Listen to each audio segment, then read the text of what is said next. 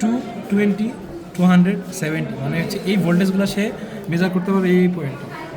2 যখন আছে তখন কি দশমিকের আগে জাস্ট একটা ঘরই আছে, এখানে 1 আছে, 1 না থেকে যদি 2 থাকতো, 2-এর পরে দেখা যায় তার কোনো ভ্যালু আসতেছে না, মানে অ্যাকচুয়ালি হচ্ছে এখানে আমার এই 2-এর বেশি আছে, এই কারণে আমার আসতেছে না, মানে এই 1-এর পরে আর কিছু আছে, এটা আসতেছে না, এটা জাস্ট 1 ঘর পর্যন্ত 2, মানে আমি 1 2 এরকম মেজার করতে পারবো। তো আমার অ্যাকচুয়ালি কিন্তু এর থেকে বেশি আছে। আমি যখন 20-এ দিব, এর মানে হচ্ছে আমি 20 পর্যন্ত এটার ভোল্টেজ নির্ণয় করতে পারবো। দেখো আমি বলছি না 2 থেকে বেশি আছে, 2 থেকে বেশি আছে, যে 2-এর পরে আরও ঘর আছে, এর কারণে আমার হচ্ছে এক দেখাচ্ছিল বাম সাইডে। যদি বাম সাইডে শুধুমাত্র 1 থাকে তাহলে আমি বুঝতে পারবো এটার ভ্যালুটা ওই 2 থেকে বেশি ছিল। এখন কিন্তু অ্যাকচুয়াল রিডিংটা দিচ্ছে, এখানে ভোল্টেজটা আছে হচ্ছে 2.16, ঠিক আছে।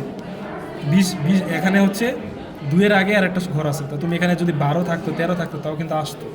এখন আমি যদি 200 দিই, 200 দিলে কি এই মানে এই ঘরের সামনে আরও 2টা ঘর চলে আসবে। 200 দিলে এই যে দশমিকের পরে শুধুমাত্র এখানে একটা ঘর আছে, আর হচ্ছে এখানে 3টা ভ্যালু আসবে, সামনে 3টা দশমিকের আগে 3টা ভ্যালু আসবে, তখন আমি 150 160 এগুলো নিতে পারবো। তো মেন কথা হচ্ছে আমি ছোটো মান নিতে চাইলে আমি 20 2 এই পর্যন্ত রাখবো। আমি যদি বড় মান নিতে চাই 200 750, দেখো 750 যখন দিচ্ছি দশমিকের পরে কোনো ভ্যালুই নেই।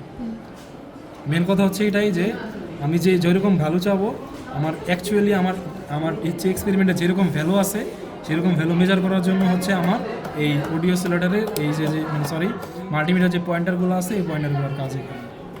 আর একটা হ্যাঁ 20-এ রাখলে সুন্দর আসবে। এই যে তো মনির একটা এক্সাম্পল দিতে চাইছিল, এটা কীরকমভাবে কাজ করে।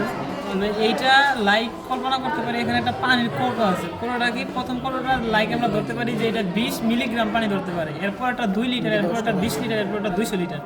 এখন এখানে আছে আমাদের 20 মিলিগ্রাম, এখন আমি চাইছি পানিটা একটু বেশি রাখতে, তো আমাকে একটু বড় কৌটোটা নিতে হবে 2 মিলিমিটার। আবার যদি চাই যে আমার পানিটা পরিমাণটা যদি 2 লিটার থেকে বেশি হয়, তখন আমাদের নিতে হবে কি 20 লিটার কৌটোটা। ঠিক একইভাবে আমরা চেঞ্জ করি। এখন দেখো এখানে আছে 2.156, যখন 20 মিলিমিটারের কৌটো আছে, আবার যখন 200-তে দিচ্ছি তখন এটা আস্তে আস্তে 2.0, 200 ভাগের মাত্র 2 ভাগ। তখন আমরা এই পয়েন্ট থেকে ওই পয়েন্টে যাবো কেন, কীভাবে দেখো 200-কে যদি 20 দ্বারা ভাগ দাও কত 10 দ্বারা গুণ দাও, দেখবা আবার ঠিকই ওই ভ্যালুটা পেয়ে যাবে। তার মানে কি এখানের মূল সামারিটা হলো যে আমাদের ভোল্টেজের ডিমান্ড অনুযায়ী আমরা এটা চেঞ্জ করব। যখন আমাদের ছোটো ভ্যালু নিব তখন আমরা উপরের দিকে রাখবো, যখন আমাদের বড় ভোল্টেজ মাপতে হবে নিচের দিকে নিব। এখন নিচের দিকে আমরা কেন নেই, পূর্ণ মান আমাদের হিসাব যেন যাতে সহজ হয়, এজন্য আমরা দশমিকের পরে যে ভ্যালুগুলো আমরা ভালো মতো নিতে পারি, এজন্য নিচেরগুলো আমরা নিয়ে থাকি ইরোর কমানোর জন্য।